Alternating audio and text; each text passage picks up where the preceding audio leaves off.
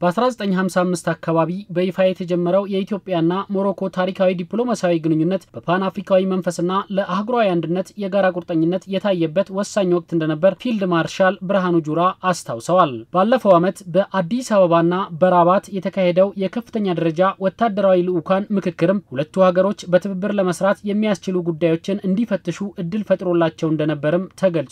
የሞሮኮ ሮያል ጦር ኃይል ኢንስፔክተር ጀነራልና የደቡብ ዞን ጦር አዛዥ ሌተናል ጀነራል ሙሐመድ ባሬድ በበኩላቸው ለተደረገላቸው አቀባበል ምስጋና አቅርበው ኢትዮጵያ የአፍሪካ ነጻነት ምልክት መሆኗንና ወታደራዊ ትብብራችንንም ለአፍሪካ ሰላምና ደህንነት ለምናበረክተው አስተዋጽኦ የጎላ ሚና ይኖረዋል ብለዋል። በውይይቱ ላይ የሰራዊቱ ከፍተኛ አመራሮችም በተነሱ ርዕሰ ጉዳዮች ላይ ማብራሪያ ሰጥተዋል። ይህ በእንዲህ እንዳለ የመከላከያ ውጭ ግንኙነትና ወታደራዊ ትብብር ዋና ዳይሬክቶሬት ዳይሬክተር ሜጀር ጀነራል ተሾመ ገመቹ ኢትዮጵያና ሞሮኮ ለአፍሪካና ለቀጠናው ሰላም ደህንነት መጎልበት በጋራ ለመስራት መዘጋጀታቸውን ነው የተናገሩት። እነኚህ ሁለቱ ሀገሮች በአፍሪካ ሰላምና ደህንነት ላይ በየቀጠናዎቻቸው ከሚያበረክቱት አስተዋጽኦ በተጨማሪ እንደ አጋር ሀገር በጋራ ለአህጉራችን ሰላምና ደህንነት አብሮ እንዴት መስራት እንዳለባቸውና ምን ጉዳዮች ላይ መተባበር እንዳለባቸው በሁለቱ ኃላፊዎች ውይይት ተደርጎበታል። ከዚህ በተጨማሪ ሁለቱም መከላከያዎች የብሔራዊ የማስፈጸሚያ ቁልፍ ተቋማት እንደመሆናቸው መጠን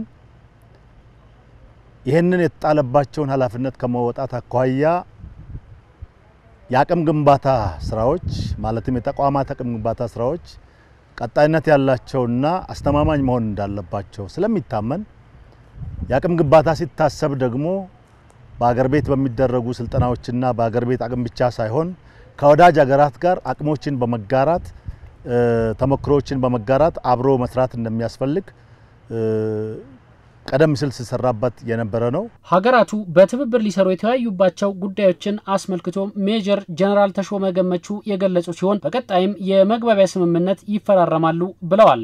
አሁን ባለንበት ሁኔታ ከሞሮኮ የመከላከያ ተቋም ጋር አንደኛ በቴክኖሎጂ ሽግግር አብረን እንደምንሰራ፣ ሁለተኛ ከቴክኖሎጂ ሽግግር ውስጥ ምናልባትም ሳይበር ላይ ካላቸው የተሻለ ተቋም አኳያ አብረን እንደምንሰራ ያነሳናቸው ጉዳዮችና የተወያዩበት ሁኔታ ነው ያለው።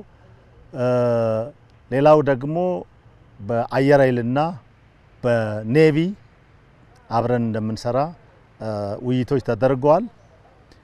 ከኛ አንፃር ደግሞ ከኢትዮጵያ ካላት የመከላከያ የኢንዱስትሪ ብቃት እና ያሳየች ካለችው ምርት አንፃር ከኢንዱስትሪያችን ጋር ብዙ ስራዎችን ለመስራት አቅም ለመጋራት ተመክሮ ለመውሰድ ከኛ ለመማር እና ሌሎች ከሰፕላይ ጋር የተያዙ ጉዳዮችንም አንስተው የተወያየንባቸው ሁኔታዎች ነው ያሉት። ይሄንን ለማሳለጥ እንዲቻል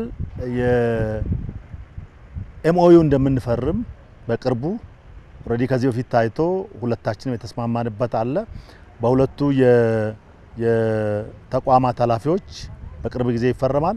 የልዑክ ቡድኑ በሆሚቾ አሙኔሽን ኢንጂነሪንግ ኢንዱስትሪና በአየር ኃይል እየተከናወኑ ያሉ ተግባራትንም ጎብኝቷል።